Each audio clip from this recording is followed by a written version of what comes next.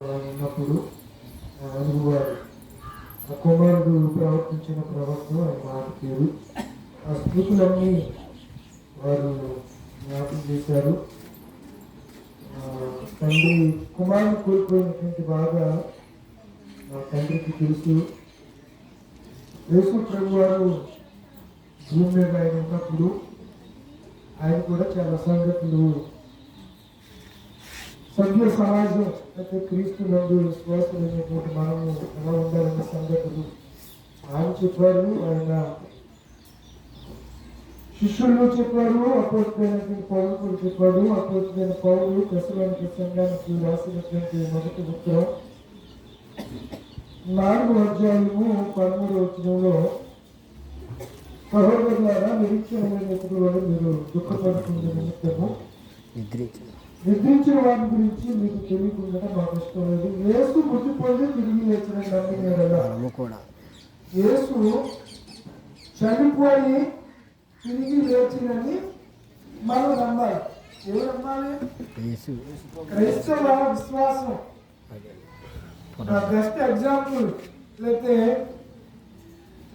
మంచి Christian documents సిద్ధాంతాన్ని మనం డెవలప్ చేయాలంటే ఒక అద్భుతమైనటువంటి మాటను పౌలు ద్వారా డెవలప్ చేశాడు. చెప్పబడింది ఏమిటి ఆ మాట అంటే, యేసు మృతి పొంది తిరిగి లేచినని నమ్మిన ఎడల క్రీస్తునందు యేసునందు మృతి నొందిన వారు సహితము అదే రీతిగా మరలా తిరిగి లేపబడతారు అనే మాటను అక్కడ జ్ఞాపకం చేశాడు.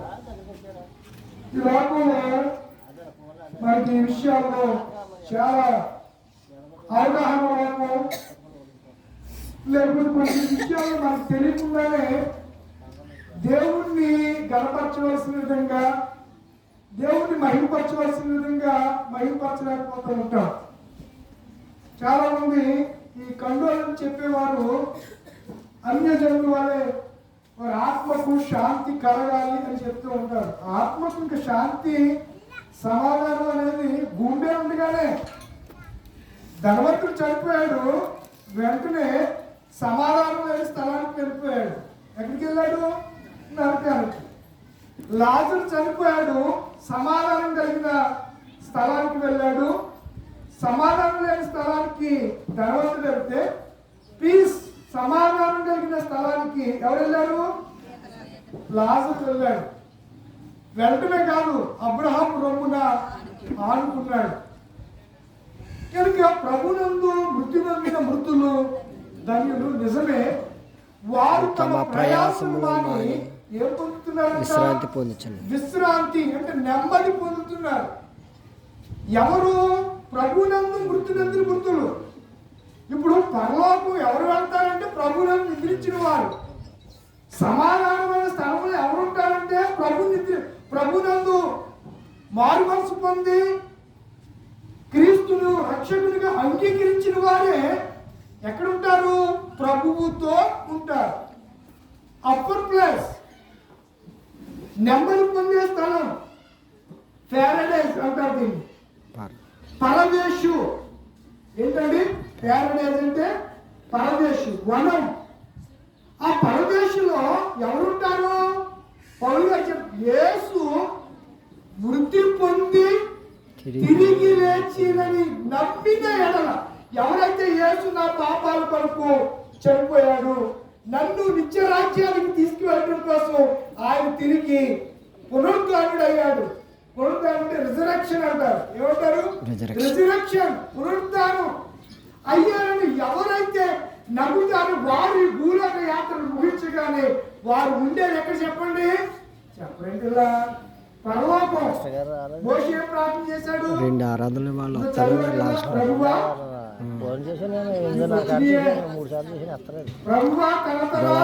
చేసి నేను వస్తానన్నారు. వాళ్ళంతా పిల్లలు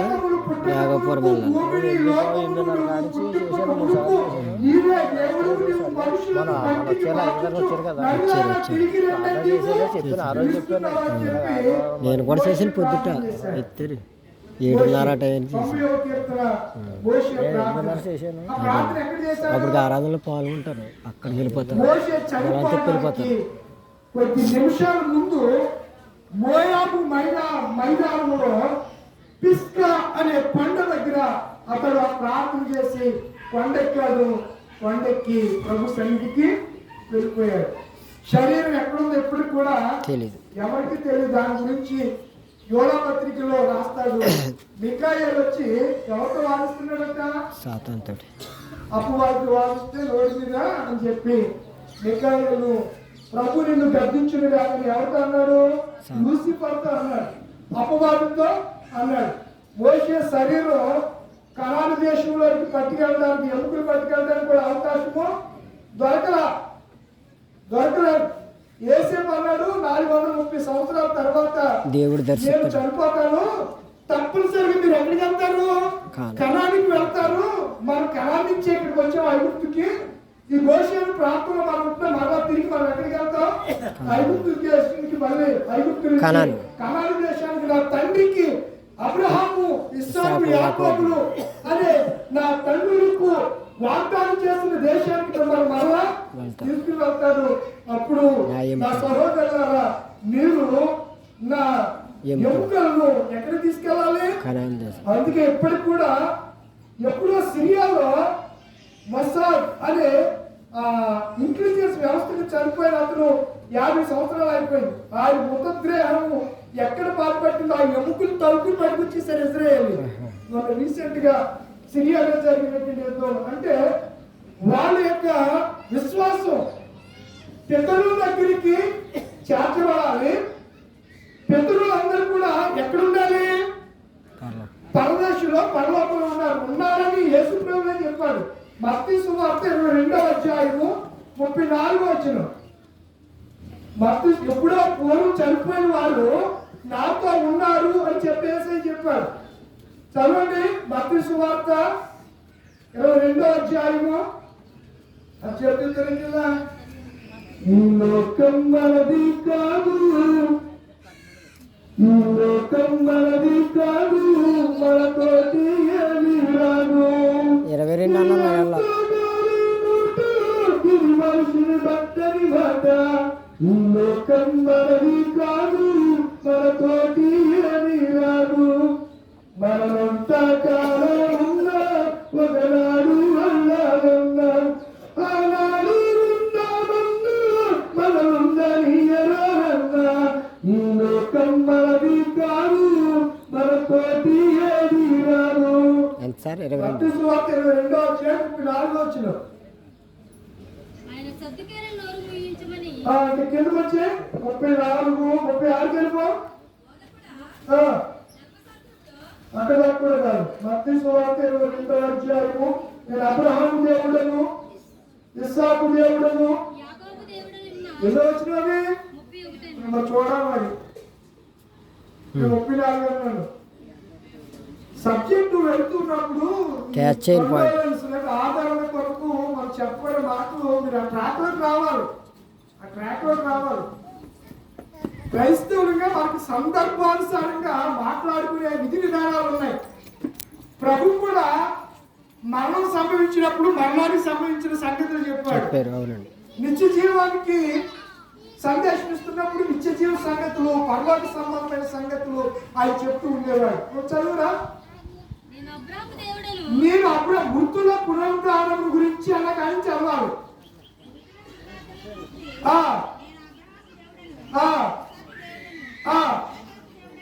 ఎవరెవరు దేవుడు అంటే ఆయన దేని గురించి? ఇప్పుడు పౌలు గారు ఏమన్నాడు? యేసు ప్రభు మృతి నుండి తిరిగి లేచినని నమ్మిన ఎడల. ఇప్పుడు అబ్రహాము, ఇస్సాకు, యాకోబులు ఎవరు నమ్మారు? దేవుడు నమ్మారు. విశ్వాసం చేత నీతిమంతులుగా తీర్చబడ్డారు. నీతిమంతుడు ఎక్కడ ఉంటాడు? ప్రభుత్వం ఉంటాడు. నీతిమంతుడు ఎక్కడ ఉంటాడు?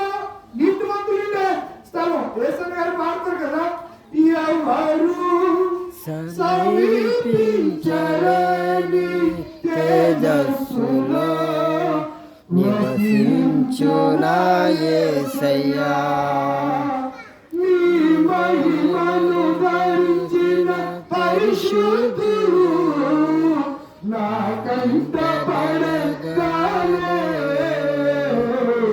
ఏమవుదునో నేనేమవుదునో ఏమవుదునో నేనేమవుదునో ఇహలోక బంధాలు మరచి నీ ఎదుటే నేను నిలచి ఇహలోక బంధాలు మరచి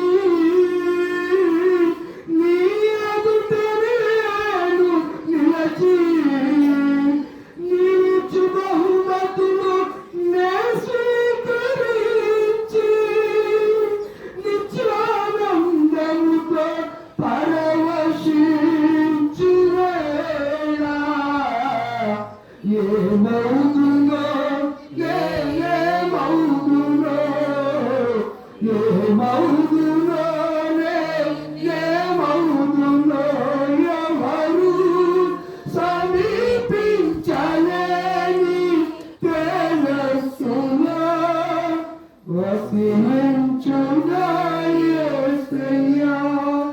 ఎవరు సమీపించలేని తేజస్సులో ఇప్పుడు మనం ఈ బాహ్య దేహంతో వెళ్ళాం. ఆ తేజస్సులోనికి వెళ్ళాలంటే ఏం చేయాలి? ఈ దేహాన్ని విడిచాలి. ఆత్మగా వెళ్ళగలం కానీ శరీరంతో దేవుని సన్నిధిలోకి అంటే పరలోకంలోనికి వెళ్ళాలంటే శరీరాన్ని ఏం చేయాలి? విడిచిపెట్టాలి. ఛేదించాలి. శరీరాన్ని త్యాగించాలి. నేను ఇక్కడ రావడానికి నెట్లోకి సెర్చ్ చేశాను. చేస్తే అందులో మరణం అంటే హెబ్రీ భాషలో సపరేషన్ అని ఎడబాటు అని ఉంది. పాత నిబంధన అంతా హెబ్రీ భాషలో రాయబడింది. క్రొత్త నిబంధన అంతా చెప్పండి రా గ్రీక్ భాషలో రాయబడింది. మీరు పుస్తకం ఫస్ట్ పేజీలో చూస్తే హెబ్రీ గ్రీక్ భాష నుంచి తెలుగులోనికి తర్జుమా చేయబడిందని మాటలు మనకు కనబడతాయి. గ్రీకు పదాలు వేరు, హీబ్రూ పదాలు వేరు. హీబ్రూ ఎవరు మాట్లాడతారు? యూదులు. హీబ్రూ ఎవరు మాట్లాడతారు? యూదులు మాట్లాడతారు. గ్రీక్ ఎవరు మాట్లాడతారు? అలెగ్జాండర్ చక్రవర్తి గ్రీక్ వాసులు మాట్లాడతారు. గ్రీక్ భాష ప్రపంచంలో అది కూడా మంచి ప్రాచుర్యంలో ఉన్నటువంటి భాషే.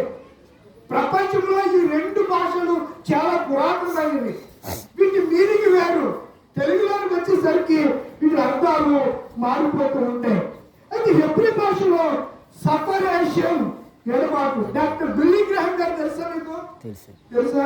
అంటే మీరు ఆయన చూసుంటారు యూట్యూబ్ లో. అంటే బిల్లీ గ్రాహం గారు కొన్ని మిలియన్ ప్రజలు, మిలియన్ అంటే ఒక మిలియన్ కి ఎన్ని లక్షలు?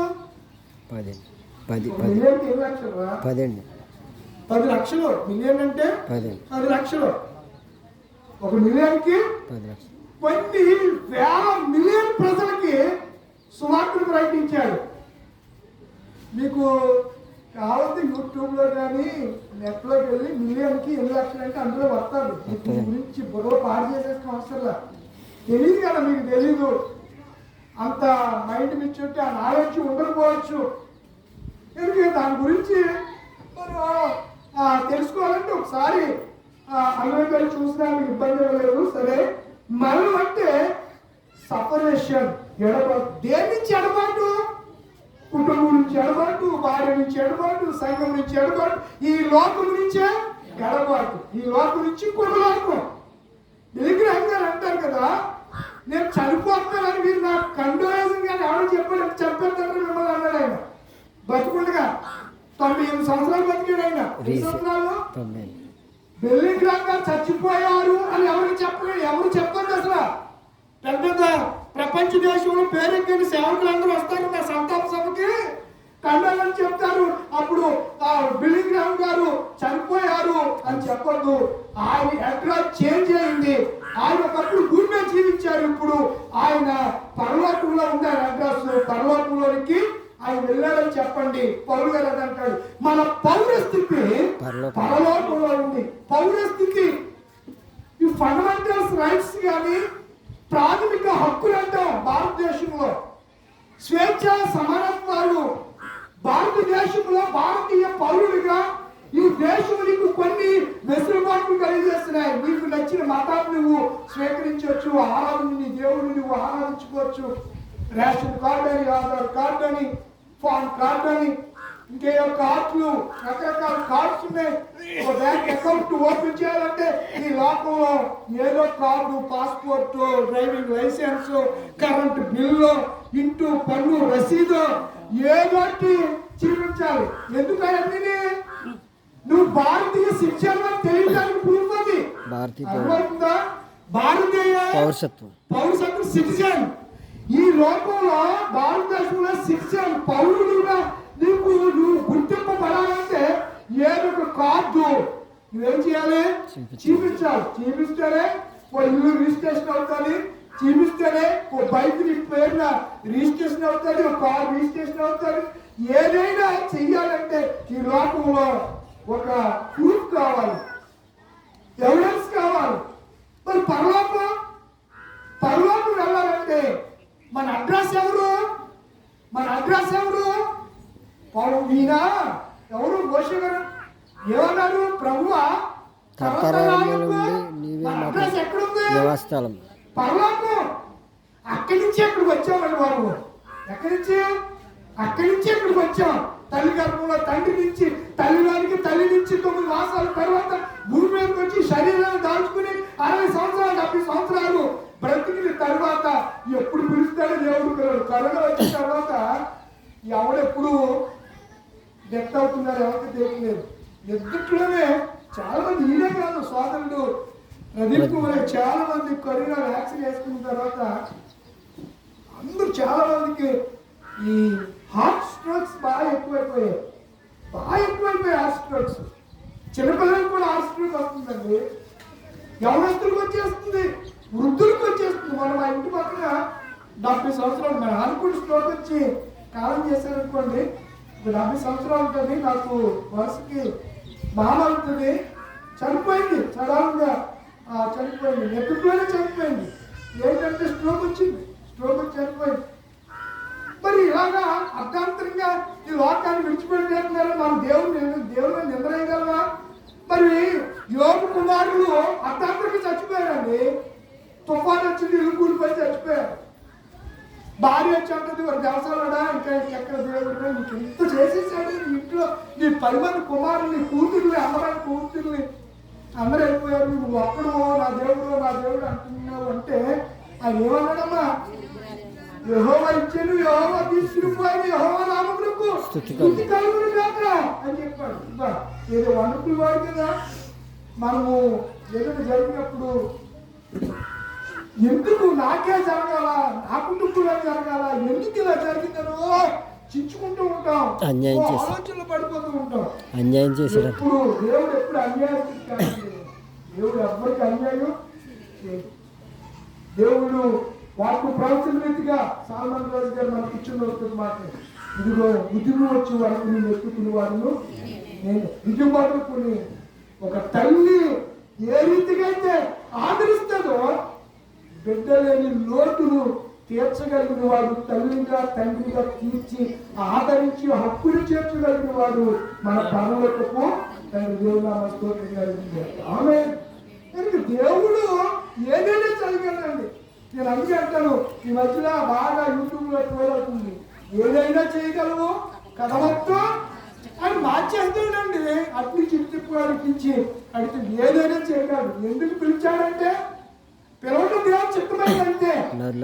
మన సంఘంలో పాడాం, ఏం పాట పాడాం? సర్వచిత్తనయ్యా స్వరూపమేచి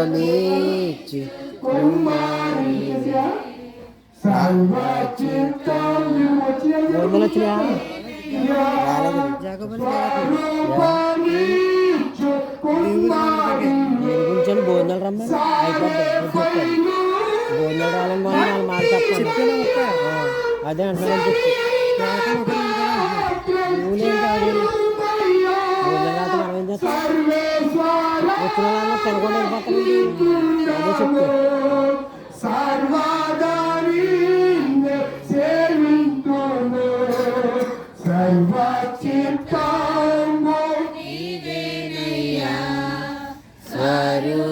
వరమిచ్చు కుమారివే. ఈ దిలీప్ కుమారుడు ఉన్నాడు కదండి, ఈ పాట పాడతా ఏమైనా చేయగలమన్న పాట పాడతా దీనికి వాక్యం కూడా చెప్తున్నాడు మా ఊరు. ఏమనంటే ఇది ఏమైనా చేయగలమని ఏసయ్య గారు అన్నారు కదా. ఏమైనా చేయగలమంటే ఏదో ఉన్నావా అది పాట పాడి నీ కథ మొత్తం మార్చగలవు. ఏమైనా చేయగలమని పాట పాడి గాడి పాట కోసం పైకి వచ్చారు కదా. అప్పుడు ఏసయ్య గారు ఏం చేశారు అనుకున్నా, గాడి కిడ్నాప్ చేసేసారు. కిడ్నాప్ చేసేసి గాడి బొమ్మ రూపాయలకి వచ్చి మసలు వచ్చారు. ఈ మా డాడీ వేసుకోవడం కిడ్నాప్ చేశారు. ఏమైనా చేయగలవు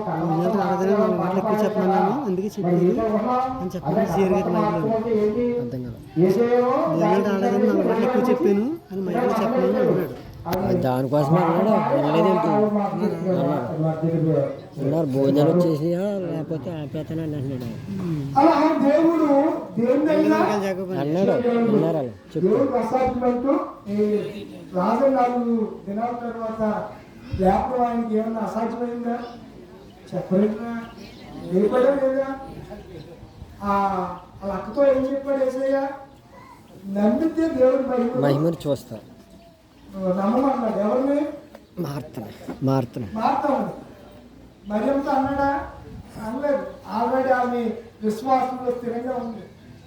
కొంతమందికి విశ్వాసంలో స్థిరత్వం ఉండదు.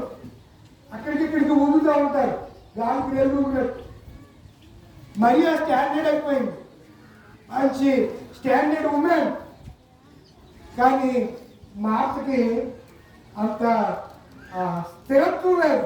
అందుకే మార్త ఇంత నువ్వు నమ్మితే దేవుడు మహిమను అంటే నమ్ముతున్న ప్రమాణాలు అవి ఏమంటుంది? అంచుదినమందు చెప్పండిలా చెప్పండి. అవి చెప్పింది ఏసైతే చెప్పిన మాట ఏంటి? అంచుదినమందు నా తమ్ముడు లేస్తాడని తెలుసు. అంచుదినం లేస్తాడని తెలుసు, కానీ ఇప్పుడు ఆయన ఏదైనా చేయగలనే ఆ పరిస్థితి ఆమె గ్రహించలేకపోయింది. అర్థమవుతుందా మీకు? 8 దినాల తర్వాత ఎప్పుడైనా నాయను గ్రామంలో విధవరాలి కొడుకుని పాడి మీద వెళ్తుంటే లేపలేదా? అప్పుడు లేపాడు. మరి ఇప్పుడు లేపడు. కారణం ప్రభు సన్నిధి నుంచి మనం ఇక్కడికి వచ్చాం. మరల ఇక్కడి నుంచి ఎక్కడికి వెళ్ళిపోవాలి? ఆయనతో ఉండాలని. ఇప్పుడు తండ్రి ఏం కోరుకుంటారు చెప్పండి? మీరు మన అందరూ తల్లిదండ్రులు మనం ఏం కోరుకుంటాం?